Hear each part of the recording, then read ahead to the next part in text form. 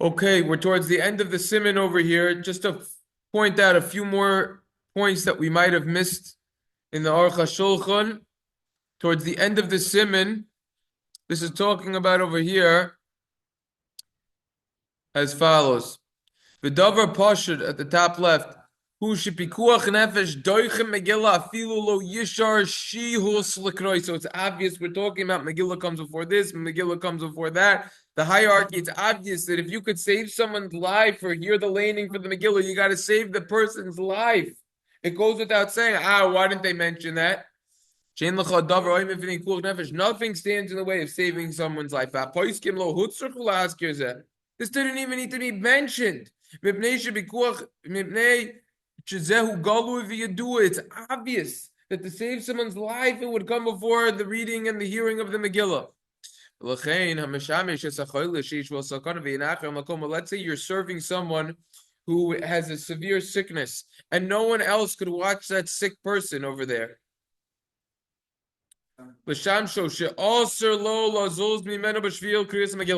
It's prohibited for you to leave that place in order to be involved with the laning of the Megillah. You're not allowed to leave that place.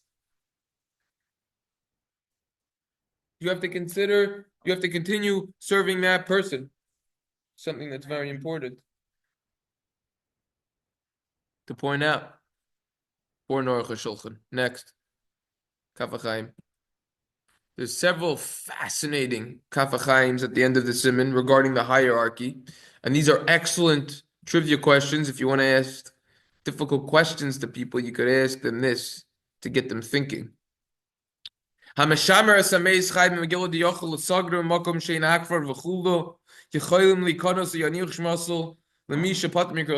he says an important point. Let's say you're guarding a dead body, but you got to hear the Megillah. What you could do is you could close it in a way so that now mice can't get to it or and the like, and then or you could get someone who's exempt from hearing the Megillah to watch it, and then you could hear the Megillah. But look at this shiloh over here. Mishin is acher lebeis hakneses bepurim. Let's say someone he came late to shul on Purim. Umatza shehasibor heschilu levarach el Megillah. He walked in as they're finishing up the reciting the brachos for the Megillah. V'im yikra yimayim beinei ubeinei yavor revi hayoim. So if you're going to now do the laning with them, you're going to miss a quarter of the day, and you're going to miss the end of the time that you could recite Shema. What's the halacha? Do you listen to the laning of the Megillah with everyone else, but miss Shema, or do you say Shema and then just read yourself the Megillah after? Nira the Kriya Shema, the Havi Daraisa called them. It appears that Shema would actually come first because it's Daraisa.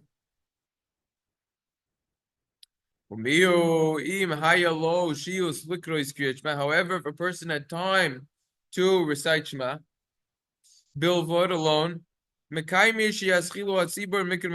say if a person had time to recite Shema before they started laning the Megillah, but then near the Shaper Dami, that would for sure be preferable to recite Shema without the brachos of Shema, even without the brachos. Afterwards, you hear the laning of the Megillah and the Tzibur. Then you should return and say Shema again with the brachos. V'yispal and you daven Shemoneh Esray. Feeling beinu tavor shara. V'yis v'nim shehefsid brachos. Even if in the interim, the fourth halachic hour into the day passed, which means that you lost the brachos of Kriyat Shema and you can't do smichas gula tefillah, I would point to the recordings at the end of Siman Nun Ches and RabbiBlan.com, in which we learned over there from Shlomo Zalman Auerbach, who says that you could have up until halachic midday chatzos to say the brachos of Shema. However, according to the Sha'ar Kavanos, he writes, that's the Arizal, that no, laning with the Megillah is kedei lahamshich v'lagalos ha'or shenase betfilas ha'amida. That the idea, the reason why we lane the Megillah is in order to pull out and to reveal the light that we gain through Shemoneh Esray. It's implied from the Arizal that you have to daven You have to recite Shema, daven Shemoneh Esray, and then you should read the Megillah yourself if you need to read it by yourself. So you have a machloikis what to do in this situation. Yeah. So according to the first opinion, Yeah. you just have to say the first paragraph of Shema. It has to be all three All three parshas. All three parshas. Yeah. And obviously, according to the first one, if you have a later Megillah reading. Yeah, it goes that thing. Talking about if it's the last one in town. It's the end of Purim day, and you realize, oh my gosh, I didn't have a mincha and I didn't hear Megillah yet. What do you do? Good question. Ulofonov tilas mincha mikra Megillah, and Yura dekriyas Megillah kodemes. Beim lahakti min yeshil shleim beim l'chois l'gamri leika shiel shlshtei b'kolshkin shtilas mincha efshel b'tashlum. It appears that what? Megillah comes first. Whether you have time to daven mincha after, you don't. Megillah comes first. Especially coupled with the fact that you could make up your mincha that you accidentally missed afterwards. Unlike Megillah, there's no tashlumin, you can't make that up. Avos mano batul korbano mu'uvas lo yuchal iskoid. No, you can't for Megillah. Megillah part, yeah. That's what I'm saying. Yeah. Questions, comments on the Tafachaim? Did we mention anywhere? I don't know. We didn't mention yet about where having to fill in on during. Yeah, we didn't learn about that yet. That's gonna be another topic. Like who did my story with some vikar tefillin is the idea of wearing tefillin when you hear the Megillah in the morning. Discussing in Kitzur Shulchan Aruch recordings. Okay,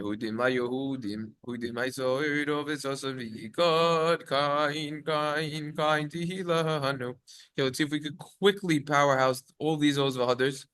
I think a lot of these are repetitious because we already saw everything so nicely.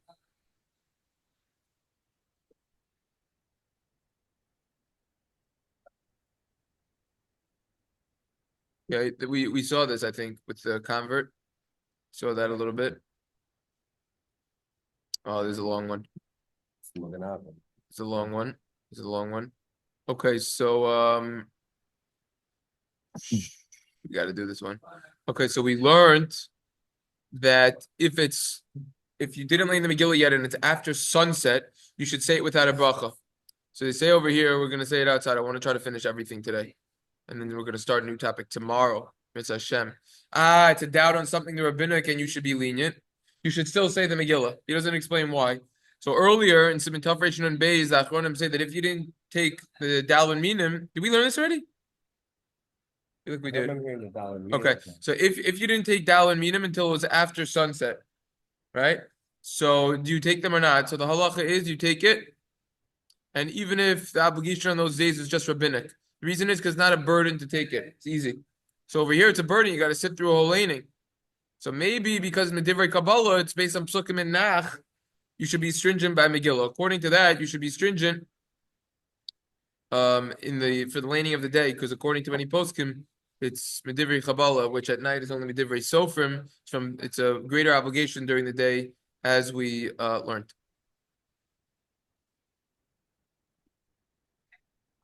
Okay.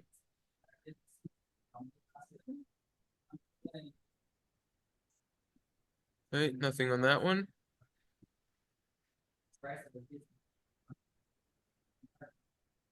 That which we said that Meis Mitzvah comes first, that's only if it's possible to learn Megillah after. In that situation, we say that the burial of the deceased will override Megillah, meaning that we delay the Megillah because to bury the Meis, but we don't completely nullify it and cancel it.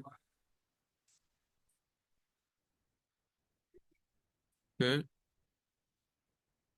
I think that there's one more for here in Vav.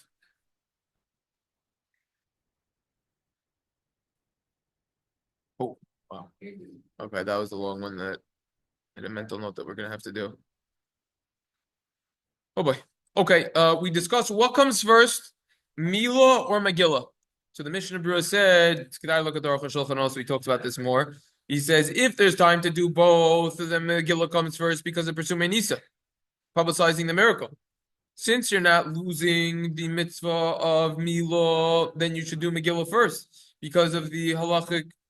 It's halachically preferable because of the Persumei Nisa.